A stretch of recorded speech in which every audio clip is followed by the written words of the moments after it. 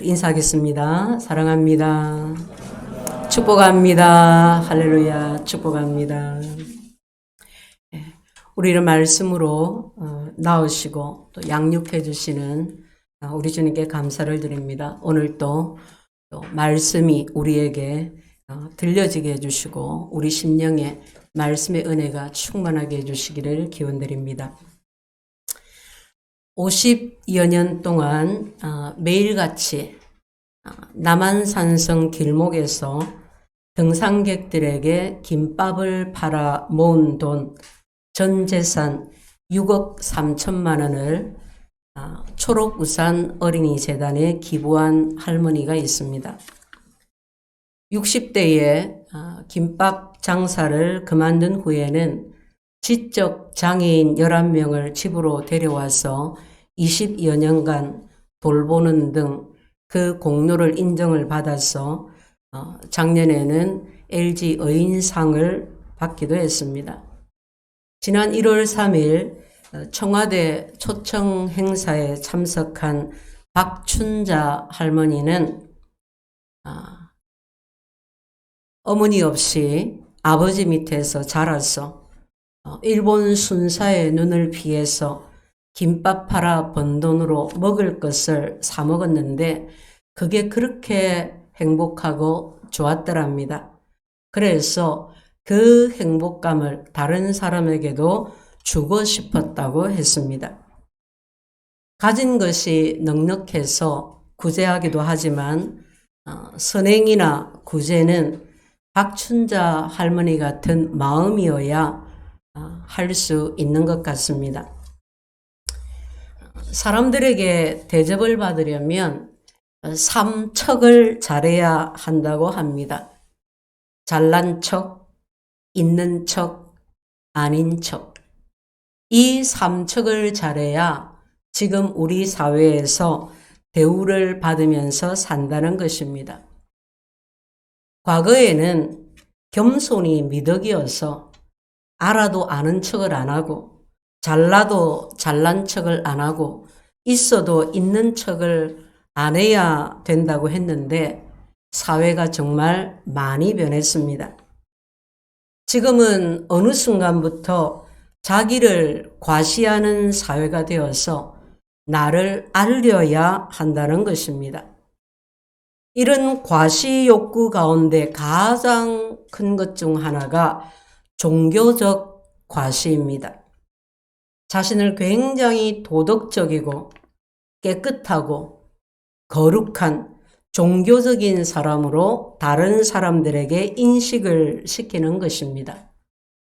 사람들은 누구나 알 것 없이 다 조금씩은 과시 욕구를 가지고 있을 겁니다.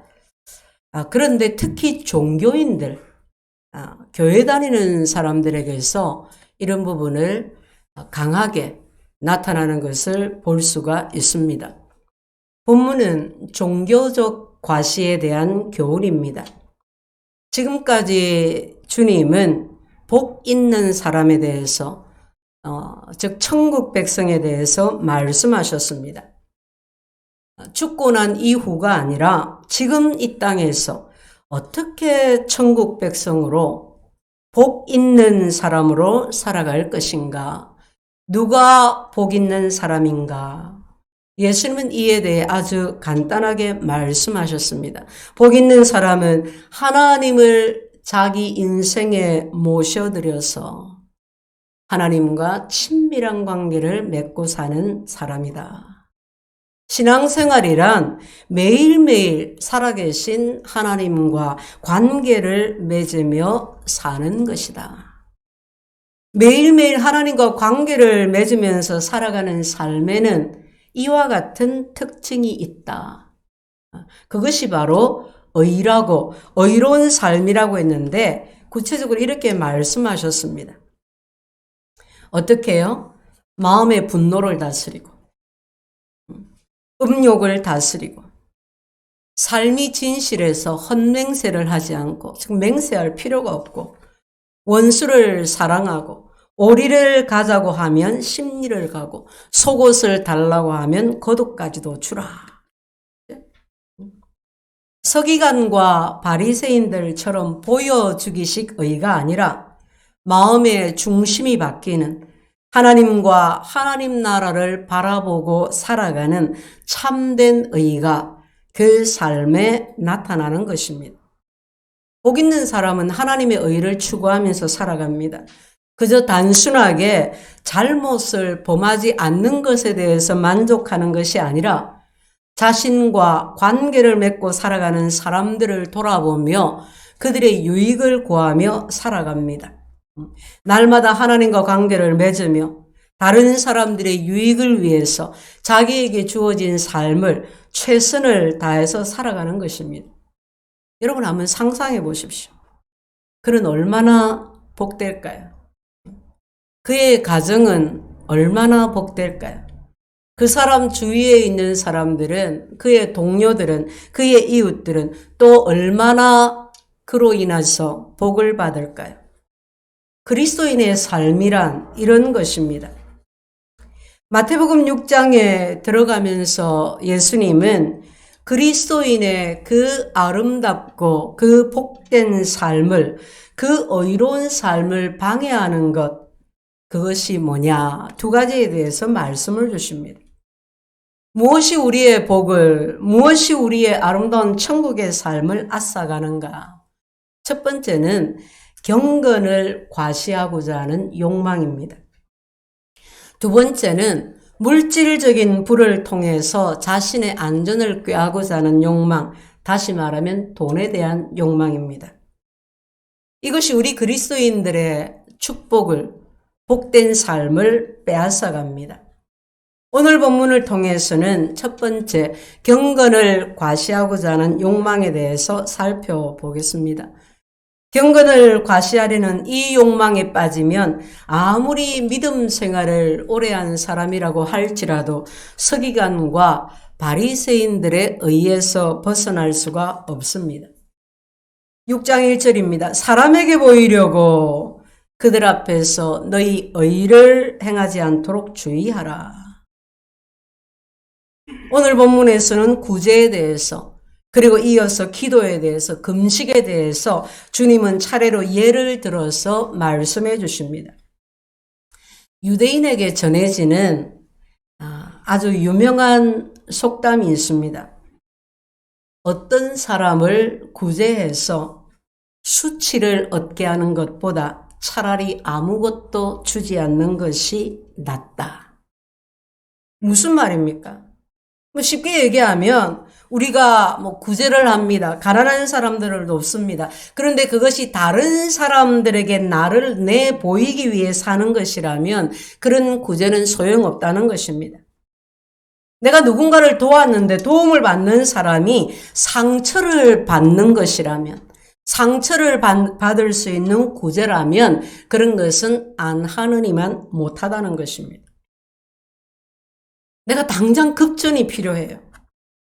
그래서 친하게 지내는 모 집사님에게 100만 원을 구웠어요. 당장에 필요해서 구웠어요. 여러분, 급할 때 꿀 수 있는 사람이 있고 구워서 필요를 채워 얼마나 감사한 일입니까? 그죠? 그런데 주일날 교회를 갔더만 교회 식구들이 내 사정을 다 알아. 응? 내가 무슨 일로 그런 일이 있어 다 아는 거예요. 응? 내가 돈 빌린 걸 다 알고 있는 거예요. 얼마나 부끄러워요. 수치스럽다 이 말이에요. 응? 여러분, 만약 이런 상황이라면 도움을 준 집사의 그 행동이 바른 행동이라고, 바른 구제라고 할 수가 있겠습니까? 빨리 내가 그 빌린 돈을 그냥 5부 10부 이자를 어디 가서 끌어와서라도 빨리 갚아버리고 요즘 아이들 하는 말처럼 손절하고 싶을 거예요. 바리새인들은 이 말씀을 전혀 실천하지 않았습니다. 오히려 누군가를 구제하고 난 다음에 자기들의 선한 행위를 알리기에 바빴습니다. 주님이 이런 행위를 뭐라고 말했는지 아십니까? 나팔을 분다고 그랬어요. 나팔 불지 마라. 그러므로 구제할 때에 외식하는 자가 사람에게서 영광을 받으려고 회당과 거리에 사는 것 같이 너희 앞에 나팔을 불지 말라. 나팔 불지 말라. 여러분, 주님은 우리가 선행을 할 때에 이것을 철저하게 감추어야 한다고 말씀하신 것이 아닙니다. 그것은 주님이 하신 말씀의 요지가 아닙니다. 그런데 어떤 그리스도인들은 이 말씀의 뜻을 오해를 해서 철저하게 자신의 선행을 감추어야 한다고 알고 지나치게 감추는 것에 애를 썼습니다. 심지어는 자기 선행이 알려질까봐 선행을 중단하기까지도 합니다. 마음의 간음과 마찬가지로 이 말씀에서 문제가 되는 것은 선행하는 의도와 목적입니다. 내가 열심히 선행을 하는데 그것이 그냥 내가 의도하지는 않았는데 사람들의 눈에 띄고 알려질 수 있어요. 여러분, 그것은 문제가 되지 않습니다. 오히려 그것은 선한 영향을 줄 수 있습니다. 여러분, 어떤 연예인이 어떤 선한 일을 행했다. 여러분, 그것이 방송에 나왔어요. 본인이 알리려고 하는 의도라기보다 그 일이 많은 사람들의 도움을 필요로 한다는 것을 알려주기 위해서. 사실 그런 방송을 통해서 많은 사람들이 그 선행에 동참을 합니다. 아, 이런 일이 있구나. 이렇게 도움이 필요한 일이 있구나. 야, 내가 이 한 달에 얼마 안 되지만 나도 동참해야겠구나. 그렇게 그 선행에 동참할 수 있는 거예요. 좋은 일입니다. 긍정적인 효과입니다. 그런데 문제가 되는 것은 사람들에게 보이려고, 칭찬받으려고, 야, 내가 이런 사람이야. 내가 이렇게 좋은 일을 하고 살아. 하고 일부러 자기 선행을 알리는 것입니다. 선행의 이유와 목적이 자신을 홍보하는 데 있는 것, 그것이 문제인 것입니다. 정치인들을 통해서 우리가 많이 보잖아요. 멀쩡하게 가만히 있다가 선거철 되면 선행을 참 많이 하잖아요. 예수님은 우리의 신분에 대해서 마태복음 5장에서 이와 같이 말씀하셨습니다. 너희는 세상에 뭐라? 빛이라. 너희는 세상에 뭐라? 소금이라. 너희는 세상의 소금이니 소금이 만일 그 맛을 잃으면 무엇으로 짜게 하리요? 후에는 아무 쓸데없어 다만 밖에 버리워 사람에게 밟힐 뿐이니라. 너희는 세상의 빛이라. 산 위에 있는 동네가 숨기지 못할 것이요. 여러분, 우리 그리스도인들은 선하게 살아야 합니다. 여러분, 공산주의 국가에서도요. 제가 중국에서 이제 시간을 조금 이렇게 보름 한 달씩 잡을 수 있으면 중국 전역을 이렇게 한 바퀴를 돌면서 교회들, 정부에 허가받은 교회들, 허가받지 않은 교회들을 이렇게 이제 찾아가기도 하는데, 이제 허가받은 건물로 돼 있는 교회를 이제 찾아가기 위해서 택시를 딱 타요. 그래서 아무 교회로 갑시다. 그러면 그 기사가 그래요. 교회 다니는 사람은 샬량 착하다는 거예요. 자긴 교회 안 다니는데 예수 안 믿는데 예수 믿는 사람은 그렇게 참 착하다는 거예요. 좋다는 거예요. 그래서 내가 예수 믿는 사람 착하다 그랬어요. 예수님 믿으면 착해진다고. 당신도 예수님 믿으면 착해진다고. 예수가 누군지도 모르고 성경도 안 봐도 예수 믿는 사람은 착하다는 거예요. 제가 어릴 때 교회를 다니면 예수 믿는 사람들이 예수쟁이라고 핍박도 받았지만 예수쟁이는 정직하다고 했어요. 예수쟁이는 핍박도 받았지만 인정을 받았어요. 근데 지금은 예수 믿는 사람도 거짓말하고 예수 믿는 사람도 나쁜 짓 하고. 여러분, 예수 믿는 사람은 선하게 살아야 합니다. 선행하면 살아야 됩니다. 그렇게 열심히 선을 행하면 그것이 어떻게 빛을 가리울 수가 있겠어요? 그 빛이 사람들 눈에 띄는 거예요. 그것은 전혀 문제가 되지 않는다 이 말이에요. 그것을 하나님이 금하신 것이 아닙니다. 그것을 하나님이 싫어하시는 것이 아닙니다. 근데 선행을 하면서 누가 그것을 알아주나 알아주지 않나? 선행을 하면서 그 이유가, 그 목적이 다른 사람들이 나를 알아주기 위한 것이 되면 선행하고 나서 어떻게 돼요? 살피잖아요. 살피게 되죠. 마음을 졸이게 되고. 그것이 잘못되었다는 거예요. 잘못된 선행이라는 것입니다. 그런 나팔 부는 일을 하지 말라는 것입니다. 여러분, 우리가 구제를 할 때, 구제를 하는 모습은 뭐 다 비슷하지 않습니까? 그러나 그 마음의 동기가 다릅니다. 어떤 사람은 죄의식 때문에 구제합니다.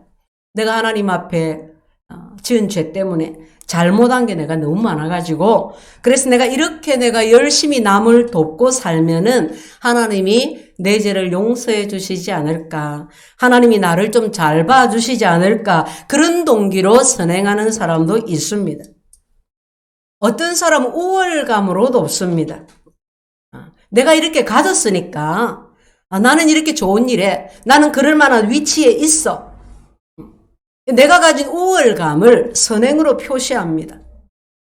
또 내가 종종 남의 도움을 받다가 이제 어느 날 좀 생기면, 돈이 좀 생기면 또 남을 돕기도 합니다. 여러분, 중요한 것은 구제의 행위가 아니라 동기에 있습니다. 정말 다른 사람을, 그를 생각하고 그의 필요를 위한 그런 선한 동기로 시작된 구제인가? 아니면 다른 어떤 이유가 있는가? 내가 다른 사람에게 보이기 위해서, 다른 사람에게 인정받고 칭찬받기 위해서 과시용으로 하는 구제는 아닌가? 우리는 나의 선행의 동기를, 구제의 동기를 살펴보아야 합니다. 예수님은 2절에 사람들에게 보이기 위해서 종교적인 경건을 행하는 자들을 대해 외식하는 자들이라고 부르셨습니다. 외식하는 자라는 말 많이 보셨지요? 그죠? 신약 성경에서 예수님이 자주 사용하신 단어입니다. 신약에서만 17번이나 사용되었습니다. 이 외식이라는 단어가 뭐냐? 집밥 안 먹고 밖에 나가서 밥 먹는 게 아니고, 외식이라는 단어는 예수님 당시에 연극 배우라는 의미로 사용된 말입니다. 그럼 배우가 뭐 하는 사람입니까? 자기와는 전혀 상관이 없이 극중의 인물에 몰입을 해서 그 극중의 인물처럼 연기하는 겁니다. 배우는 연기자입니다. 요즘은 좀 덜하지만 뭐 드라마나 영화에서 악역을 주로 담당하는 악역 전문 배우가 너무 악역 연기를 잘했어요. 이 예전에는 길 지나가다가 등짝 맞고 돌팔매 맞고 욕 듣고 그랬어요. 아이고 못된 놈. 응? 어떻게 그렇게 못된 짓을 하느냐고 그랬다고. 그만큼 연기를 실감나게 잘 했다는 말이지요. 실제 그 사람이 그런 게 아니라 연기를 한 것입니다. 연기를 잘한 훌륭한 연기자입니다. 그런데 외식하는 자요. 이 말은 누군가를 돕고 나서, 또는 뭐 교회에 헌금을 하고 나서, 뭐 봉사를 하고 나서, 선행을 하고 나서 자기 행동을 은근히 알리고 자랑하는 것은 연극 배우와 같아. 하나님 앞에 연기하는 것하고 같다는 말입니다. 진짜가 아니라 연기라는 것입니다. 성도 여러분, 하나님은 우리 마음의 동기를 아십니다. 우리가 아주 억울한 일을 당했을 때 그렇게 잘 기도하시지요. 하나님 내 마음 아시지요. 하나님은 사람을 외모로 보지 않으시지요. 내 속사정 아시지요. 내가 억울한 일 당할 때 그렇게 기도하시죠. 그렇지 않을 때도 하나님은 우리 마음을 살피십니다. 하나님 우리 마음의 동기를 보십니다. 다른 사람들이 볼 때는 내가 뭔가 열심히 신앙생활을 잘하고 있고, 내가 열심히 남을 돕고 있고, 열심히 헌신하고 있는 것 같지만, 하나님은 우리 마음의 진짜 동기가 무엇인지 하나님은 아십니다. 네가 지금 내 앞에서 연기를 하고 있구나. 우리가 하나님 앞에 드리는 가장 중요하게 생각하는 예배가 우리가 하나님 앞에 드리는 헌신이 연극처럼 보일 수 있다. 아니, 연기하는 것이 될 수 있다는 것입니다. 여러분, 이것이 얼마나 무서운 말씀입니까? 주님은 잘못된 동기와 태도로 다른 사람들을 구제하는 자에 대해서 이렇게 말씀하십니다. 본문 2절 하반절입니다. 진실로 너희에게 이르노니 그들은 자기 상을 이미 받았느니라. 상을 이미 받았느니라. 좋은 일 하면 상을 받잖아요. 그 상을 이미 받았느니라.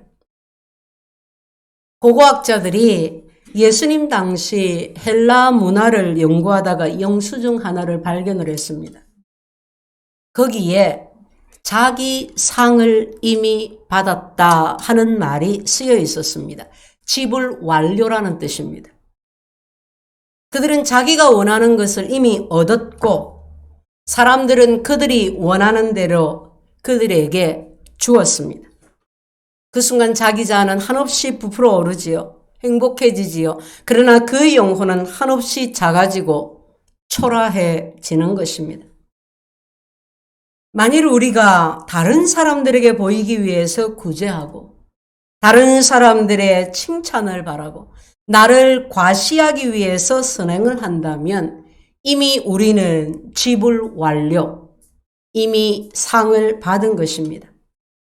남을 돕고자 할 때 사람들에게 받을 칭찬을 기대하고 사람들의 인정을 기대하고 선행한다면 그렇다면 그 행위로 얼마든지 칭찬을 받을 수가 있습니다. 그러나 기억하십시오.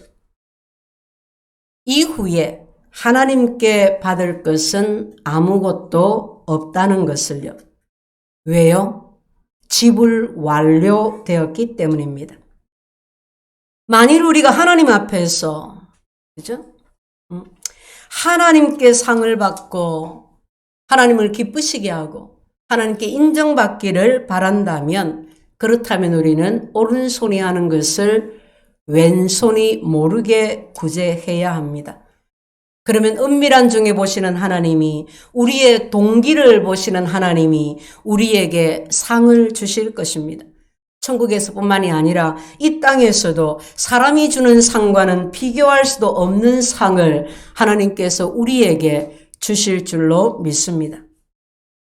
우리는 구제할 때에 경건을 과시하고 싶은 욕망을 구제에 대한 동기를 살펴보아야 합니다. 오스 기니스라고 하는 유명한 기독교 사상가요, 지도자였던 사람이 있었습니다. 그가 청교도들의 삶을 제법 오랫동안 연구를 했는데 그 연구의 결과로 청교도들에 대해서 한 문장으로 표했습니다. 청교도들은 한 사람의 청중 앞에서만 살았던 사람들이다. 한 사람 앞에서만 살았다. 그 한 사람이 누굴까요? 하나님 아버지. 청교도들은 하나님 앞에서만 살았던 사람들이다. 코람데오라는 말은 하나님 앞에서라는 뜻입니다. 하나님 앞에서만 살았던 사람들. 여러분, 하나님을 믿고 섬기는 신앙인으로서 이보다 더 영광스러운 평가가 어디 있을까요? 그 청교도들이 세운 나라가 청교도 신앙이 뿌리가 된 나라가 미국입니다. 하나님이 미국을 축복하신 이유가 여기에 있습니다. 그러나 청교도 정신이 사라져버린 오늘의 미국은 어떤가요? 하나님은 우리가 하는 모든 일을 지금도 지켜보고 계십니다. 사도 바울은 우리에게 이렇게 권면했습니다. 우리 같이 한번 찾아보겠습니다. 골로새서 3장입니다.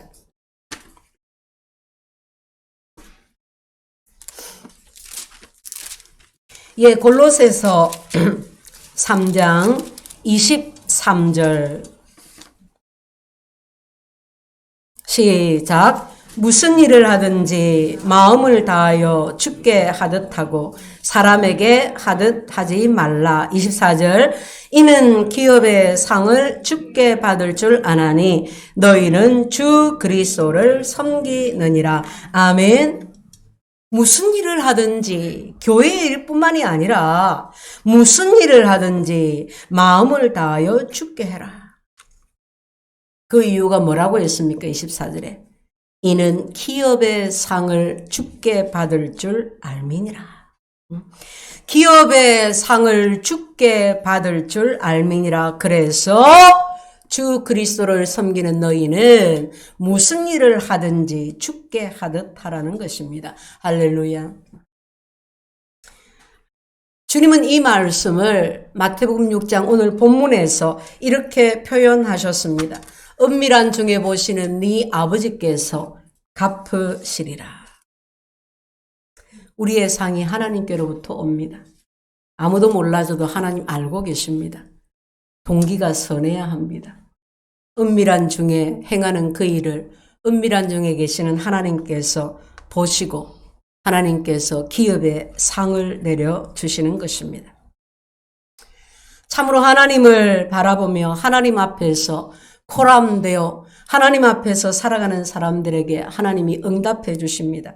다른 사람들의 시선에 구애받지 않고 당연한 듯이 베푸는 사람, 생생되지 않고 그것을 당연하게 여기는 사람, 자기 자신조차도 그것을 특별하게 여기지 않고 거창하게 여기지 않는 사람.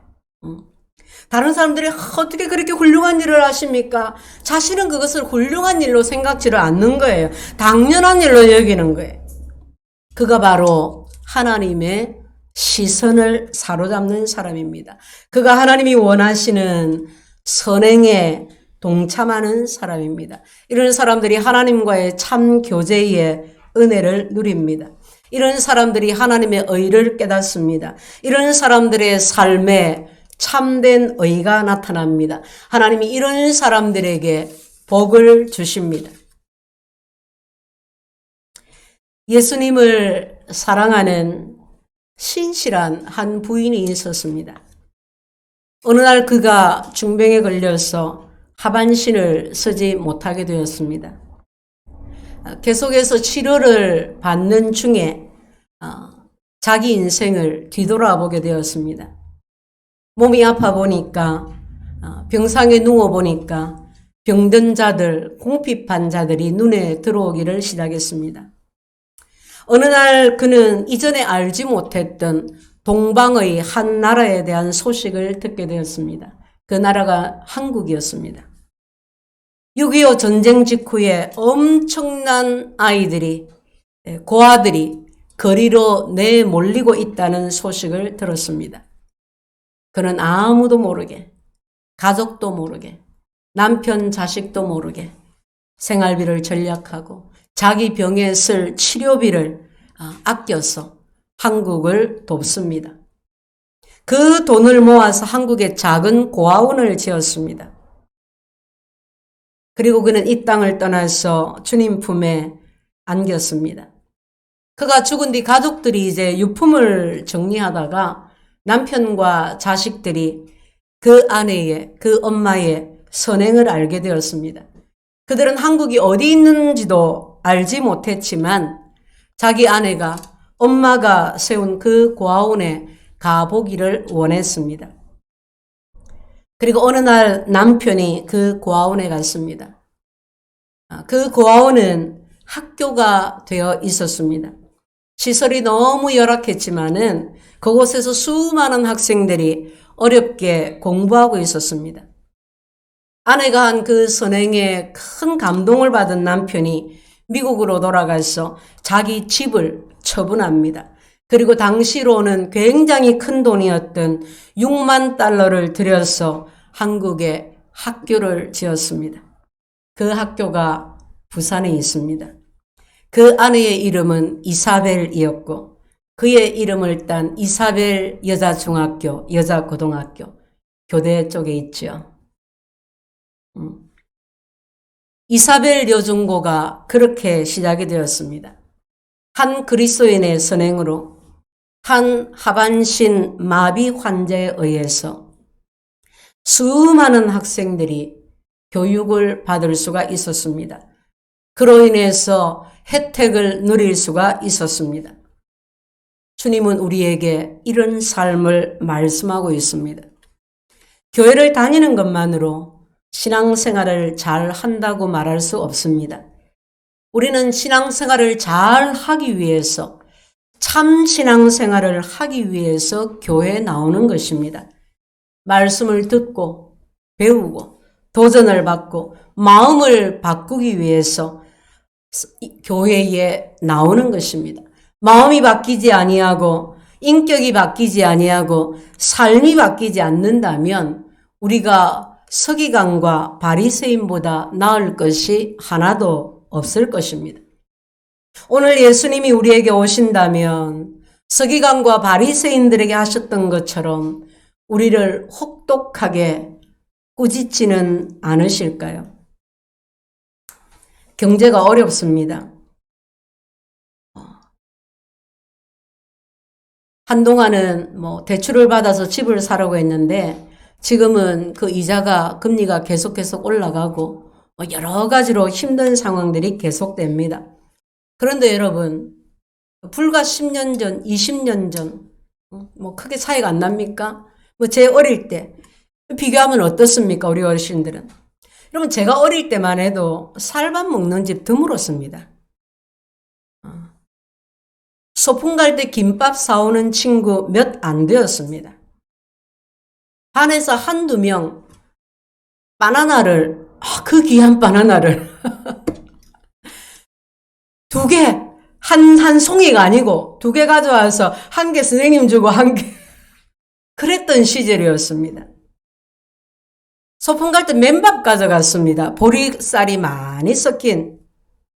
어느 날 도시락에 계란 후라이 하나 들어가면 잘 싸가는 거예요. 중학교 시절까지만 해도 김치 사갔어요. 도시락 반찬으로. 그래가지고 교복에 김치 국물 묻히고 그런 일들이 있었어요. 그런 일들이. 여러분, 그런데 그래도 행복했습니다. 고기 반찬 안 먹어도 행복했어요. 교회도 꽉 들어찼어요. 지금 춥다고 온풍기 틀죠. 온풍기도 없었습니다. 이러면 에어컨이 뭡니까? 선풍기도 몇 대 안 되었어요. 거기다가 선풍기도 안 돌아가서 더워가지고 이러면 목사님이 영감 떨어진다고. 이거 절대 못하게 했어요. 그럼 또 영감 떨어지는 줄 알고. 이런 스크린이 어디 있습니까? 궤도. 흰종이 전지로 넘기는 궤도에다가 악보 없는 찬송과 가사만 적힌 거. 풍금치고. 여러분, 그래도 그 찬송 소리가 그렇게 컸어요. 예배 오는 것을 정말 그렇게 귀하게 생각했고 예배 드리는 것을 얼마나 감사하게 생각했고 정말 어려운 시절이었습니다. 이불 사들고 교회 와서 밤새 기도하면서 하나님 살길 열어달라고 울며불며 기도하지만 그러면서도 하나님께 감사했습니다.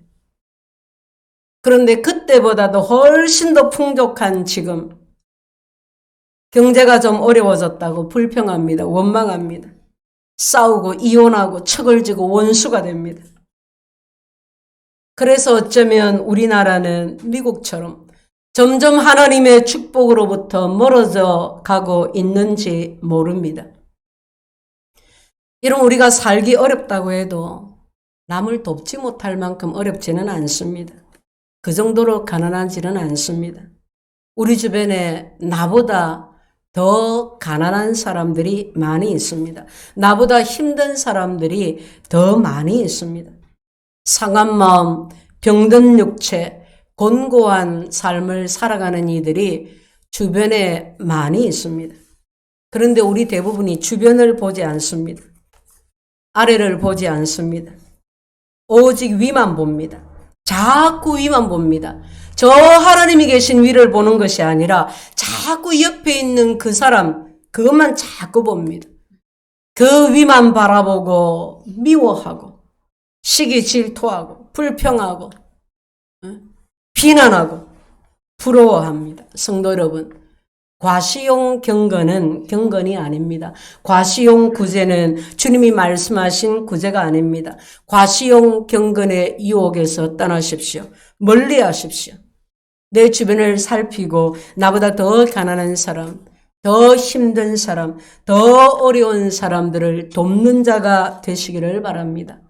하나님이 찾으시는, 하나님이 상 주시는 구제가 되게 하십시오.